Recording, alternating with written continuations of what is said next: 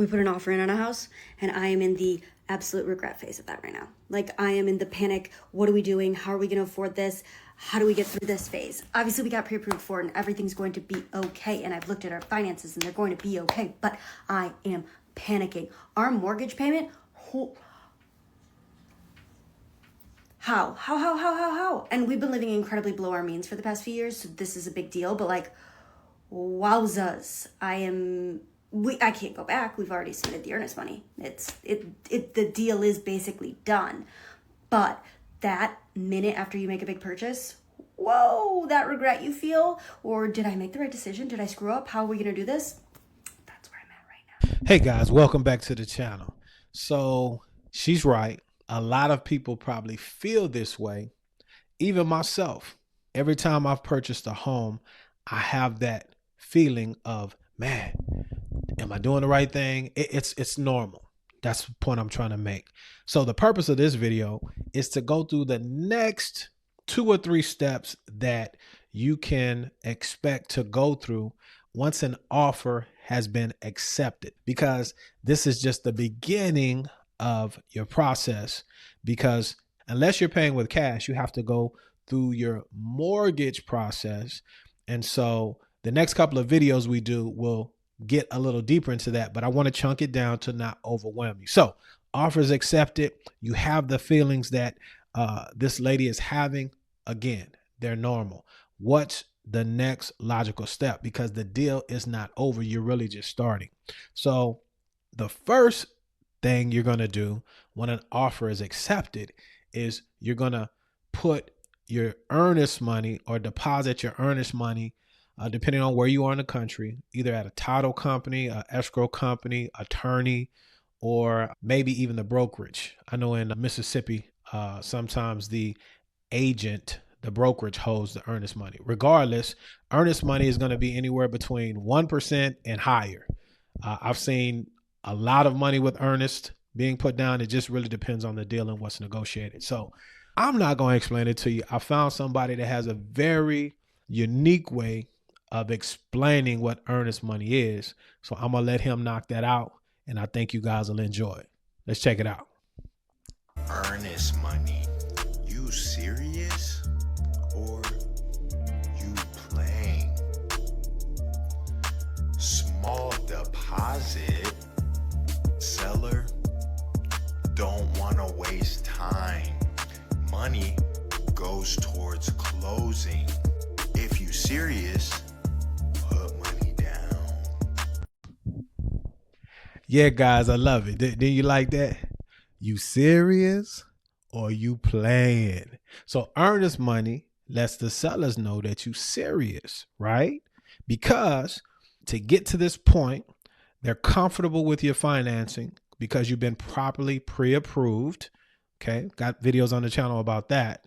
And you have the ability to put this money up front, whatever it's negotiated, 1% or whatever it is, that's a negotiated number. But now they're comfortable with taking their house off of the market and potentially losing out on other qualified buyers so that you can get into the next step, which I will call option period. That's a Texas only thing. Around the country, it could be coined as due diligence, but that's the next step in that process. Or simultaneously, you're going to do the earnest money and pay the option or due diligence so that the seller is comfortable with taking the house off the market. So I went and enlisted another professional to give you that explanation so you don't just always have to hear it from me. So you guys check it out. Diligence is really an option period. The buyer has nothing at risk. Zero, nada, not one thing. But they've tied up the property and they have a due diligence period depending on the fluidity of the market, how in demand the house is. That due diligence is longer or shorter. The buyer has zero risk during that time. So I can come in, I can do an inspection, and I can walk away. Whatever the reason, I can walk away without penalty. There's also the right to request repairs. Do I think that the buyer is more engaged in a right to request repairs rather than doing a due diligence? Absolutely. Because the right to request repairs says that I can come in and do an inspection, but I'm in it to win it. Yeah, excellent explanation, because she said due diligence is really an option period. So different wording, same thing. Depending on what's negotiated with the seller, let's say 10 days to give you an opportunity to do your due diligence, there's a dollar amount compensation associated with that, because as she's saying, you have no loss in that time frame, meaning that you can back out of that accepted offer and get your earnest money back. So the seller is going to be compensated for the time that they took the house off of the market and potentially missed out on someone else. One thing I'll say here as well, in this option period, in my professional opinion, this is not the time to renegotiate the contract, meaning some people try to use this as an opportunity to lower the price and, do a whole bunch of crazy stuff because the buyer really didn't have the money to take care of the closing costs, so on and so forth. So if you're dealing with a seasoned agent, when you look at that seller disclosure, before you put your offer in, a lot of those things should be found out at that time. Now, in the inspection, this is what I'm not saying. If the inspection comes back and the useful age of the roof is 2 years, well, yeah, something's got to be addressed because that's a big item. But I think you guys get the gist of what I'm saying. This is how you know if you're dealing with a professional or somebody that's new to the game and needs some more education, some more seasoning on the real estate realtor side, or you just dealing with somebody that's straight commission breath and you want to understand and watch these things before you sign a representation agreement with somebody that's out here. Now we've gone through the earnest money and the option/due diligence money. If you back out, the due diligence option money is gone. That goes to the seller and the earnest money comes back to you. But as you're moving forward to do your due diligence, more times than not, you're going to get an inspection. And always understand the money that you spent on the inspection, that does not come back to you either. So here are some questions that I think you should be prepared to ask the inspector when having your home inspected. Let's check it out. Home inspection tip time. I might get some kickback from the real estate agents for this one, but here's a huge mistake that many experienced and first-time homebuyers make when buying a home. Then you're so nervous waiting to hear back from the seller, and congratulations, your offer was accepted. Now, what is the next step? Because you might think twice before moving forward with that purchase. Once your offer is accepted, one of the first questions you need to be asking is, what's the age of the roof, the air conditioning unit, the water heater, things like that. Another question I would ask myself is, if I buy this house, can I afford to replace these items? Knowing how old the air conditioning, the water heater, the roof, components like that, that'll give you an idea of how much life expectancy is left for these items. And you can start thinking about, can I afford to replace these within the life expectancy remaining? Now, of course, sometimes things go out before they're expected, but at least you're starting to get the right mindset before you're ordering your inspections. Another question I'd be asking myself is, if I purchase a home warranty, will it actually cover these components?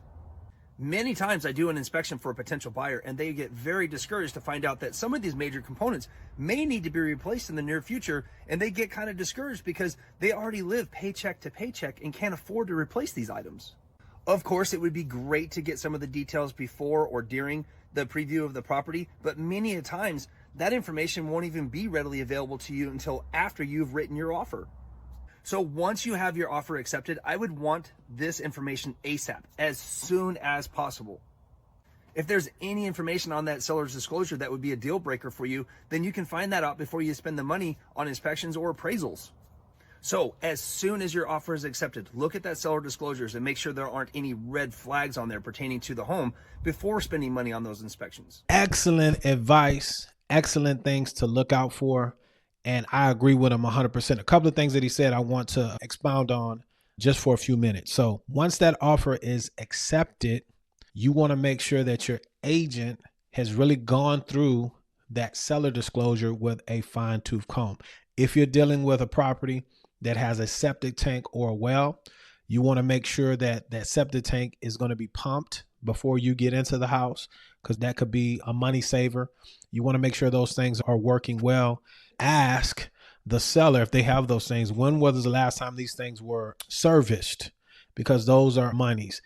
Another thing, if you're not dealing with me, because this is something that I have all the clients do up front. Once you find the house you're going to put an offer on, got to get the insurance company involved. We need that insurance quote, because the insurance company is also going to privy you or turn you on to potential claims and things of that nature. And you will know if they don't want to insure it. Had a deal at end of last year, beginning of this year, but a situation popped up where the insurance company didn't want to insure the home. Long story short, the sellers really didn't put the information down on the seller disclosure, but we found an issue with the insurance company not wanting to insure the roof of the house. So our client was able to move on to a different property. These are the things that happen. And I'm saying all this to say this: you're a nervous wreck, as the first video was saying, and you think, wow, we got our offer accepted on the house. This is just the beginning. It ain't over. It ain't over till you get the keys and you're moving in.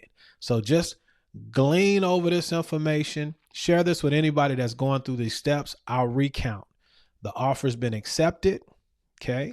Now you have to deliver your earnest money and your option money, and then you're going to do a home inspection. If the home inspection does not go the way planned, as long as you cancel the contract within the agreed option time period, your earnest money comes back to you. Option money goes to the seller for the time that they had the house off the market, and the inspection money is spent as well, because that was your insurance. The opposite is you do the inspection, everything is good, you're going to move forward. The option period is over. Now you have less opportunity to back out of a contract unless the house doesn't appraise and things of that nature. And that's another video. But at that point, when you go to closing, the earnest money and option money, those deposits will be subtracted or credited towards your total out-of-pocket cash, whatever that is. But the inspection money, that's your insurance policy. So this is why you can't do these things paycheck to paycheck. This is why you have to be prepared, even putting offers on a home, because you have to have some money. And this is why you have to be properly approved and do the budgeting.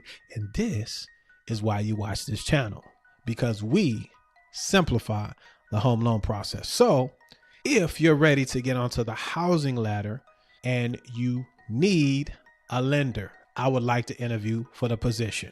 In order to do so, we first need to have a conversation. 15 minutes. The first 15 minutes is free. It's on me. My contact link is in the description of this video and the top pinned comment. Let's see if there's a fit. If there is, we'll move forward, and I don't think you'll be disappointed. Now, if you're not ready to take that step and you still need more education, well, we got you as well. Watch these next two videos. They're going to help you continue your education and build your confidence so that when it's your time to get onto the housing ladder, you could do so and be assured that what you're doing is the right thing. So check those out. I know you like them. For the rest of you guys, let's be good to one another. Let us let grace abound, and y'all stay blessed. You hear? Indeed.